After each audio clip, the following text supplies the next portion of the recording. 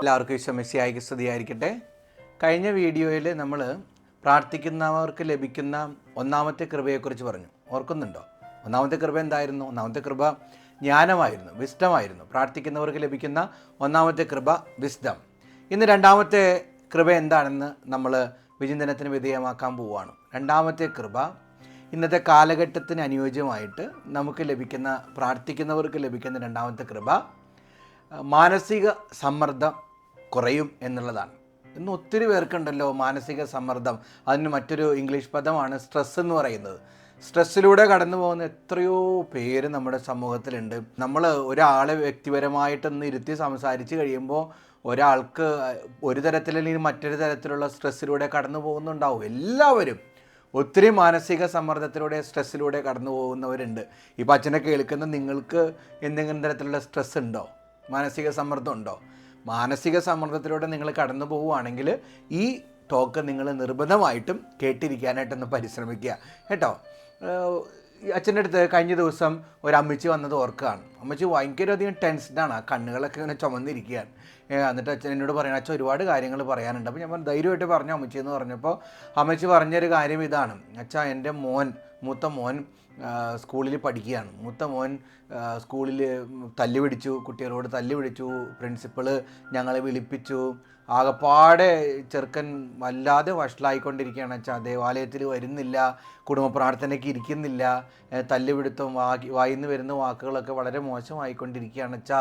ഒരു വിധത്തിലും ശരിയാവുന്നില്ല. ഒന്നിനും പോരാഞ്ഞിട്ട് മകനെ ഇടയ്ക്കിടയ്ക്ക് രോഗങ്ങളും ഇങ്ങനെ വന്നുകൊണ്ടിരിക്കുകയാണ്. സ്കൂളിൽ പലപ്പോഴും പോകാൻ കഴിയുന്നില്ല അച്ഛാ. വല്ലാതെ വിഷമത്തിലാണ് ഞങ്ങളായിരിക്കുക. ഈശോയുടെ വഴിയിലൂടെ കുഞ്ഞ് നടക്കുന്നില്ല, ഞങ്ങൾ പറയുന്നത് കേൾക്കുന്നുമില്ല. അപ്പോൾ അങ്ങനെ വല്ലാതെ തകർന്നുറങ്ങിയിരിക്കുക അച്ഛാ എന്ന് പറഞ്ഞ് എന്നോട് കരയുമായിരുന്നു. ഞാൻ വേറെ ഒന്നും ചെയ്തില്ല. അമ്മച്ചി പറഞ്ഞത് മുഴുവനും കേട്ടു. വല്ലാത്ത സ്ട്രെസ്സിലാണെന്ന് മനസ്സിലായി. അമ്മച്ചി പറയുന്നത് മുഴുവനും കേട്ടു. അവസാനമായപ്പോൾ ഞാൻ പറഞ്ഞു, കുറച്ച് നേരം നമുക്കിരുന്ന് പ്രാർത്ഥിച്ചാലോ എന്ന് പറഞ്ഞു. അപ്പം അമ്മച്ചി പറഞ്ഞു, ആ പ്രാർത്ഥിക്കാം അച്ഛാന്ന് പറഞ്ഞു. കുറച്ച് നേരം ഞങ്ങൾ അവിടെ ഇരുന്ന് ഒരുമിച്ചിരുന്ന് പ്രാർത്ഥിച്ചു. പ്രാർത്ഥനയൊക്കെ കഴിഞ്ഞ് കഴിഞ്ഞപ്പോൾ അമ്മച്ചി എഴുന്നേറ്റിട്ട് ഒരു വലിയൊരു ദീർഘശ്വാസം വിട്ടു. എന്നിട്ട് പറഞ്ഞു, ഓ ഇപ്പോൾ സമാധാനമായി. കണ്ടോ, ഈ ഭൂമിയിൽ നിങ്ങൾക്കുണ്ടല്ലോ സ്ട്രെസ് ഉണ്ടെങ്കിൽ, മാനസിക സമ്മർദ്ദം ഉണ്ടെങ്കിൽ രക്ഷപ്പെടാൻ ഒറ്റ വഴിയുള്ളൂ. അച്ഛൻ പറയാം, നിങ്ങൾ എത്ര സൈക്കാട്രിസ്റ്റുകളെയൊക്കെ മാറി കണ്ടോ, അച്ഛൻ എത്രയോ പേരെ കണ്ടിരിക്കുന്നു അങ്ങനെ. പക്ഷേ അവസാനം നമുക്ക് ഒരു സ്ട്രെസ് ഫ്രീ ആക്കാനായിട്ട്, നമ്മുടെ മനസ്സിനെ സ്ട്രെസ് ഫ്രീ ആക്കാനായിട്ട് ഏറ്റവും വലിയ വഴി എന്ന് പറയുന്നത് പ്രാർത്ഥനയാണ്.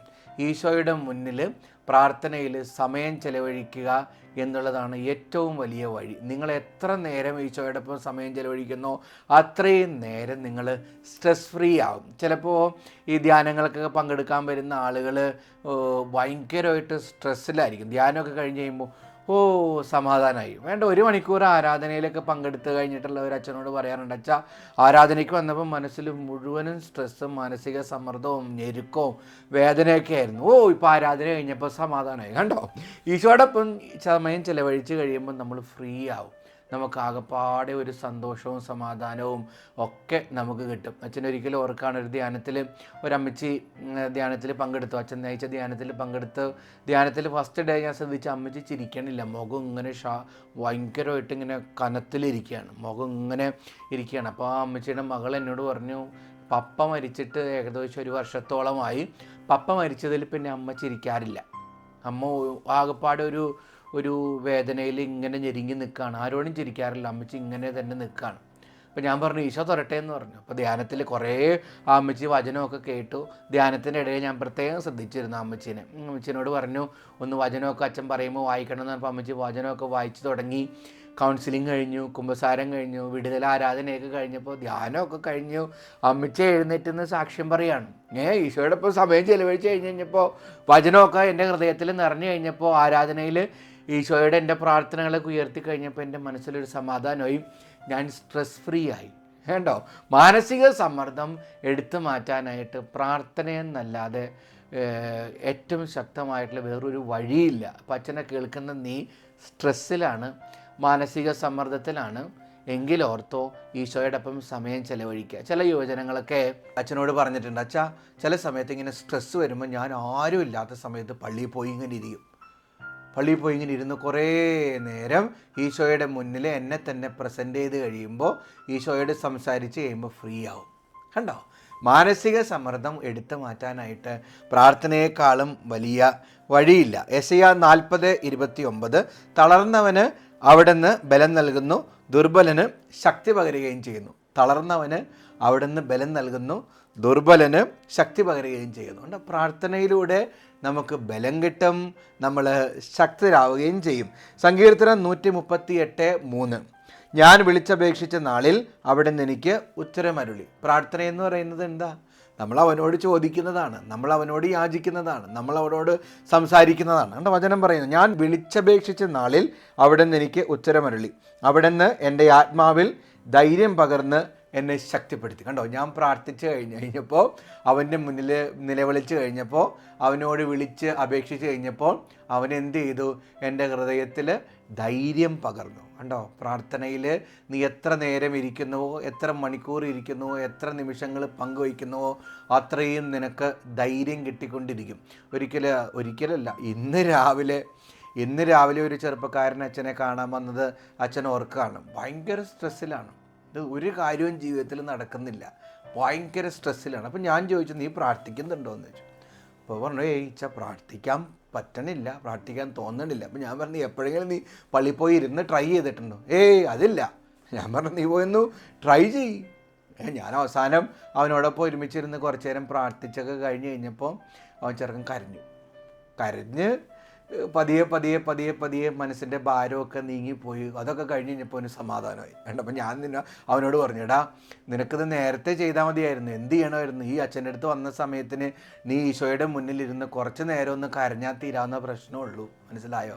നമ്മുടെ സ്ട്രെസ്സൊക്കെ മാറാനായിട്ടുള്ള ഏറ്റവും വലിയ ഉപാധി ദിവ്യകാരുണ്യത്തിൻ്റെ മുന്നിലിരുന്ന് പ്രാർത്ഥിക്കുക, ഈശോയുടെ മുന്നിലിരുന്ന് പ്രാർത്ഥിക്കുക, അവൻ്റെ മുന്നിലിരുന്ന് നിലവിളിക്കുക എന്നുള്ളതാണ്. സങ്കീർത്തനം 116:1 ഞാൻ കർത്താവിനെ സ്നേഹിക്കുന്നു, എൻ്റെ പ്രാർത്ഥനയുടെ സ്വരം അവിടുന്ന് ശ്രവിച്ചു. കണ്ടോ, കർത്താവിനെ സ്നേഹിക്കുക, കർത്താവിനെ സ്നേഹിക്കുക, അവനോട് സംഭാഷണത്തിൽ ഏർപ്പെടുക. അപ്പോൾ എന്ത് ചെയ്യും? പ്രാർത്ഥനയുടെ സ്വരം അവിടുന്ന് ശ്രവിക്കും, നിനക്ക് മറുപടി നൽകും. Hallelujah, hallelujah, hallelujah. യെശയ്യാ 40:31 എന്നാൽ ദൈവത്തിൽ ആശ്രയിക്കുന്നവർ വീണ്ടും ശക്തി പ്രാപിക്കും, അവർ കഴുകന്മാരെ പോലെ ചിറകടിച്ചുയരും, അവർ ഓടിയാലും ക്ഷീണിക്കുകയില്ല, നടന്നാൽ തളരുകയുമില്ല. ഈ സ്ട്രെസ്സൊക്കെ വരുമ്പോൾ ഉണ്ടല്ലോ, നമ്മൾ എന്ത് ചെയ്യും? നമ്മളുടെ ശക്തിയിൽ നമ്മൾ ആശ്രയിക്കും. അതല്ലെങ്കിൽ ഈ ഭൂമിയിൽ തന്നെ ലിമിറ്റഡ് ആയിട്ടുള്ള മറ്റ് മനുഷ്യരിൽ നമ്മൾ ആശ്രയിക്കും. അപ്പോൾ എന്ത് പറ്റുമെന്ന് അറിയാമോ? അവർക്കും ഒരു നിത്യമായൊരു പരിഹാരം പകർന്നു തരാനോ നമ്മളെ ശക്തിപ്പെടുത്താനോ ഒക്കെ ഒരു പരിമിതിയുണ്ട്. കാരണം നമ്മളെല്ലാവരും ഒരു ലിമിറ്റഡ് ബീയിങ്സ് ആണല്ലോ, ഫൈനൈറ്റ് ബീയിങ്സ് ആണല്ലോ, ഈ ഭൂമിയിൽ നിന്ന് കടന്നു പോകുന്നവരാണല്ലോ. പക്ഷേ ഒരു ലിമിറ്റും ഇല്ലാതെ നമ്മളെ അൺകണ്ടീഷണലായിട്ട് സഹായിക്കാനും സ്നേഹിക്കാനും കഴിയുന്നത് ദൈവത്തിനാണ്, നമ്മുടെ കർത്താവായ ഈശോ മിശിഹായിക്കാണ്. അപ്പോൾ അവനിൽ നമ്മൾ പ്രത്യാശ വെച്ചാൽ എന്ത് സംഭവിക്കും? അവൻ നമ്മളെ വഴി നടത്താൻ പറ്റും, നമ്മുടെ മനസ്സിലുള്ള സമ്മർദ്ദങ്ങൾ എടുത്ത് മാറ്റാൻ പറ്റും, നമുക്ക് ആശ്വാസം തരാൻ പറ്റും, നമുക്ക് സമാധാനം തരാൻ പറ്റും, നമുക്ക് വിടുതൽ തരാൻ പറ്റും. അപ്പം നമ്മൾ പ്രാർത്ഥിക്കുക കേട്ടോ. പ്രാർത്ഥിച്ച് സ്വർഗീയ കൃപകൾ എല്ലാവരും നേടിയെടുക്കാൻ പരിശ്രമിക്കുക. നമ്മുടെ കർത്താവായ ഈശോ മിശിഹാ നല്ലൊരു പ്രാർത്ഥനയുടെ മനുഷ്യനായിരുന്നു. ഈ ഭൂമിയിലേക്ക് വന്നിട്ട് നമുക്കറിയാം എത്രയോ ഇടങ്ങളിൽ കർത്താവ് പ്രാർത്ഥിക്കുന്നു. നമ്മൾ കർത്താവിൻ്റെ ജ്ഞാനസ്നാനം, കർത്താവിൻ്റെ രൂപാന്തരീകരണം, കർത്താവ് ശിഷ്യന്മാരെ തിരഞ്ഞെടുക്കുന്നതിന് മുമ്പ് മലയിൽ പ്രാർത്ഥിക്കുന്നത്, കർത്താവ് ഗെത്സെമനയിൽ പ്രാർത്ഥിക്കുന്നത്, എല്ലാ പ്രാർത്ഥനകൾക്കും ഒടുവിൽ കർത്താവിൻ്റെ ഏറ്റവും മഹത്തായ പ്രാർത്ഥന കർത്താവ് കുരിശിൽ കിടക്കുമ്പോഴായിരുന്നു. മരണത്തിൻ്റെ അവസാന വിനാഴികയിൽ കർത്താവ് എന്താ പറഞ്ഞത്? കർത്താപിതാവേ, അങ്ങയുടെ കരങ്ങളിലേക്ക് എൻ്റെ ആത്മാവിനെ ഞാൻ സമർപ്പിക്കുന്നു എന്ന്. കണ്ടോ, അങ്ങയുടെ കരങ്ങളിലേക്ക്.